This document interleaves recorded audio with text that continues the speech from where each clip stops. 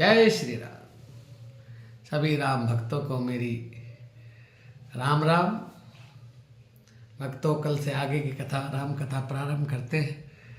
कल की वीडियो में हमने बताया, कल की कथा में हमने बताया किस प्रकार भगवान शंकर की बारात पहुंच गई और माँ मैना जब द्वार पर थाली लेकर आई और उन्होंने शंकर जी का जो रूप देखा, विकराल रूप, गले में फड़ेर फड़फड़ा रहा है, सिर पर जटाए में गंगा बह रही है और नग्न भेष, गले में मुंडों की माला है। ऐसा रूप जब देखा तो माँ बेहोश हो गई और थाली गिरा दी। उनकी सहेलियां उनको महलों में ले जाती हैं। जब उनको होश आता है तब वो कहती हैं कि मैंने नारद का क्या बिगाड़ा था जो मेरी बेटी को इतना बड़ा तप करवाया और फिर इस अघोरी के लिए। वो नारद को बुलाओ। सब नारद को ढूंढने लगे। बिचौंदिया तो नारद ही थे। अब नारद जी आते हैं और हिम्मान और मैना को दोनों को बिठाकर बताते हैं कि ये जो पार्वती है ना, ये तुम्हारी पुत्री नहीं है, ये भगवान शिव की अर्धांगिनी है। जन्म जन्म से उनके साथ उनकी संगनी रही हैं। ये माँ भवानी है, ये जगदम्बा है, ये सती है पिछले जन्म की। तब उन्हें एहसास होता है और दोबारा से हिम्मान पूरे साजो सात के समान पूरे हिमनगर को सजवा देते हैं और बहुत धूम धड़ाके से बैंड बाजे बजवाते हैं और माँ मैना दोबारा से आरती सजाती हैं। और उधर नारद जी भगवान शंकर के पास जाते हैं और उन्हें यथोचित सुंदर पीताम्बर वस्त्र धारण करवाते हैं और मुकुट के साथ भगवान भोलेनाथ आज दोबारा से सजे और फिर विधि विधान से जयमाल हुई है, फेरी हुई है, भावरी हुई है और सब प्रथम गणेश जी का पूजन हुआ है। अब यहाँ कोई शंका ना करे कि गणेश जी कहाँ से आ गए। अरे भाई, गणेश जी तो अनादि हैं। तो गणेश जी का पूजन हुआ है और उसके बाद भगवान शंकर का यथाविधोचित विधि से शास्त्र वर्णित विधि के साथ विवाह हुआ है पार्वती जी के साथ।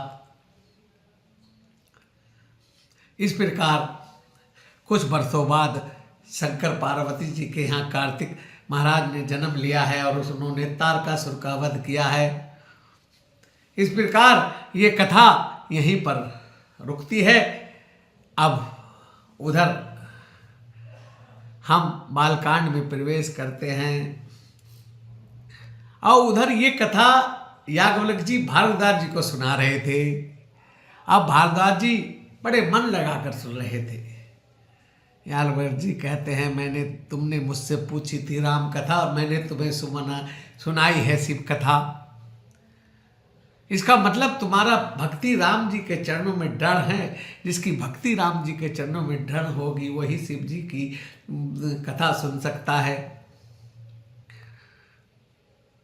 और अब मैं तुम्हें राम जी की कथा सुनाता हूँ क्योंकि तुम इसके अधिकारी हो, मैं समझ गया हूँ।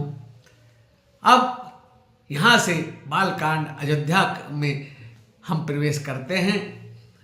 राजा दशरथ का चौथा पन है और एक दिन उनके मन में विचार आता है कि मैं इतने सालों से अयोध्या का राज्य कर रहा हूँ, आखिर मैं चौथे पन की तरफ आ गया हूँ, लेकिन अभी तक मेरे कोई पुत्र नहीं है। इतनी संपदा, इतना बड़ा चक्रवर्ती राज्य है और चक्रवर्ती राजा इसका मैं हूँ।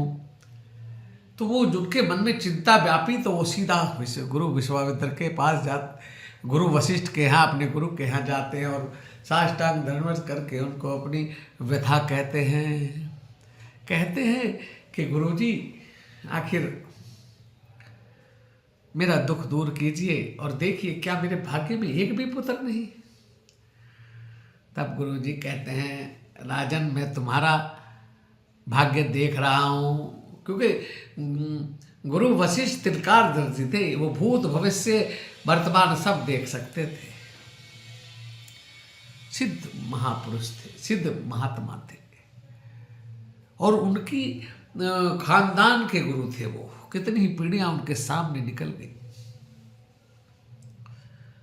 विश्वामित्र जी नहीं, वशिष्ठ जी जो थे, उन्होंने कहा राजन धीर धरो, आपके 4 पुत्र होंगे। राजन ने कहा 4? तो महाराज कुछ उपाय कीजिए, कैसे होंगे? तब उन्होंने बताया कि देखो, पुत्र यष्टि यज्ञ करना होगा, और उसके जो यज्ञ कराने के स्पेशलिस्ट हैं वो श्रृंगी ऋषि हैं, उनको बुलाओ। तब श्रृंगी ऋषि को बुलाया गया और पुत्र यष्टि यज्ञ कराया गया। सारी रानियां बैठी, राजा बैठे, और श्रृंगी ऋषि ने आहुति दी हैं। अग्निदेव प्रकट हुए हैं, एक खीर का कटोरा लेकर प्रकट हुए हैं, और उस खीर को अग्निदेव ने श्रृंगी ऋषि को दिया है। श्रृंगी ऋषि ने राजा दशरथ को दिया है, और राजा दशरथ से कहा कि भाई इसको आधा आधा, इसको सम भाग में अपनी रानियों में बांट दो। प्रकार भगवान चैत्र नवमी को दिन में 12 बजे राम जी प्रकट होते हैं, और भगवान का चतुर्भुज रूप है, और बड़े रूप में भगवान प्रकट हुए हैं। शंख चक्र पदम गदा आदि सब लेकर भगवान प्रकट हुए हैं।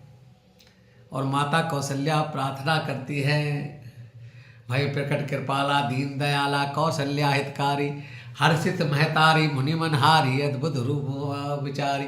ये बहुत लंबी प्रार्थना है, अभी हमें पूरी आती है, लेकिन लंबी है, हम आगे की कथा करते हैं।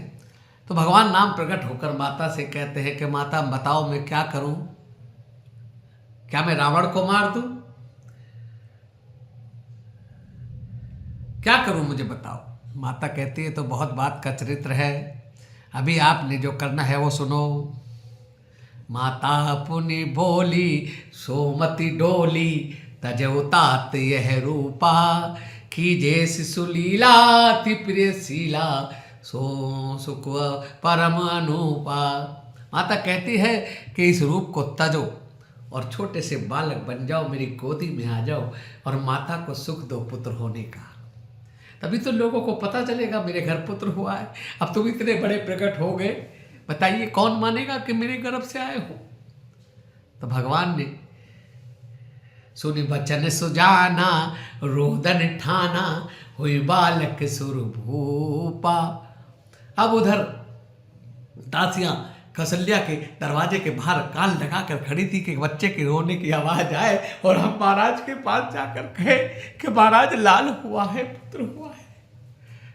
और उधर जब रोने की आवाज सुनती है तो भागी भी दशरथ के पास जाती है और दशरथ से कहती है कि राजा साहब आपके यहाँ पुत्र हो गया है, पुत्र रतन कौशल्या के हुआ है। महाराज बड़े प्रसन्न होते हैं, नाचने लगते हैं, अपने गले की मणियों का हार निकाल कर दासी को दे देते हैं और बाजे वालों को कहते हैं बाजे वाले आओ बाजा बजाओ। और राजा दशरथ बाजा बजाते हैं, आज खुशी से नाच रहे हैं।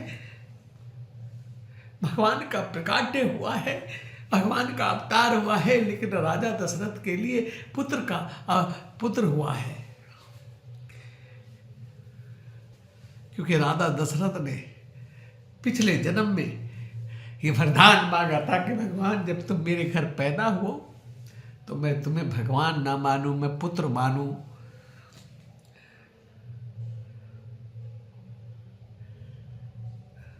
राजा दशरथ पिछले जन्म में कौशल्या और राजा दशरथ मनु और शत्रुपा थे। इन्होंने हजारों वर्ष तपस्या की, शरीर छिन्न भिन्न हो गया।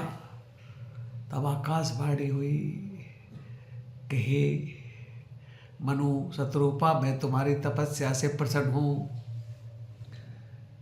मांगो क्या मांगते हो। भगवान हमें दर्शन दो। भगवान प्रकट हो गए और भगवान को देखा तो भगवान की दृष्टि पड़ते ही राजा मनु और शत्रुपा स्वस्थ हो गए, सुंदर शरीर हो गया। अब कहने लगे भगवान मांगो क्या मांगते हो। तब मनु महाराज कहने लगे कि प्रभु मुझे आप जैसा पुत्र चाहिए। तो उन्होंने कहा ठीक है, लेकिन मैं अपने जैसा पुत्र कहां से लाऊंगा, मैं तो खुद ही आपके घर पुत्र बन के आना पड़ेगा। इसीलिए भगवान खुद स्वयं राजा दशरथ के अगले जन्म के में मनु महाराज अगले जन्म में राजा दशरथ बने और शत्रुपा कौशल्या बनी और भगवान राम उनके घर प्रकट हुए। उसके बाद भगवान कहने लगे मनु महाराज और कुछ मांगो, मैं प्रसन्न हूँ। तो मनु महाराज कहने लगे महाराज मुझे एक वचन और मांगता हूँ। बोलो क्या मांगते हो?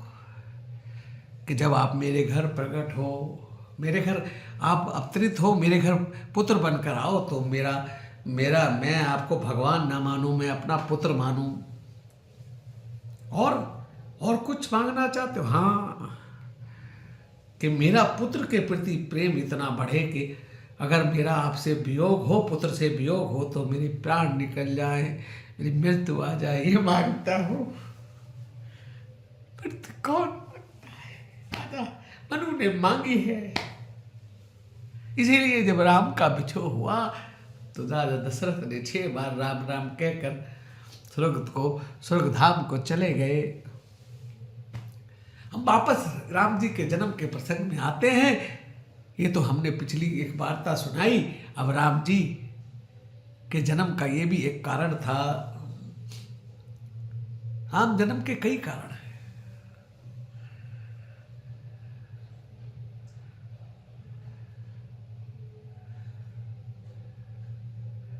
इस पर आगे चर्चा करेंगे, कल चर्चा करेंगे। आज तो राजा दशरथ के साथ ही रहते हैं अयोध्या में। ये थोड़ी ही देर में कैकेयी की दासी भागती भी आती है, कहती है कैकेयी ने लाल को पुत्र को रतन को जन्म दिया है, उसको भी राजा दशरथ हार दे देते हैं। इतने में एक तीसरी दासी आती है सुमित्रा की, कहती है मां कि महाराज सुमित्रा ने 2 पुत्रों को जन्म दिया है। राजा दशरथ खुशी से झूमने लगते हैं, कहते आज मेरी खुशी का पारा पार नहीं है, खुशी से नाच रहे हैं और भोले बाबा को मना रहे हैं। जय भोलेनाथ।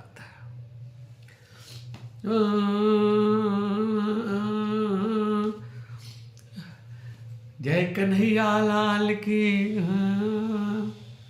हाथी दीने घोड़ा दीने और दीने पाल की। जय कन्हैया लाल। और भगवान चारों भाइयों के साथ प्रकट हो गए हैं। अयोध्या में जन्म हो चुका है। आज की कथा को राम के जन्म के साथ यहीं विराम करते हैं। आगे की कथा कल करेंगे। जय श्री राम। भाइयों और दोस्तों, हमारी कथा अच्छा लगे तो हमारे चैनल @राम के संग के गुप्ता को लाइक सब्सक्राइब करें और राम कथा निरंतर सुनें।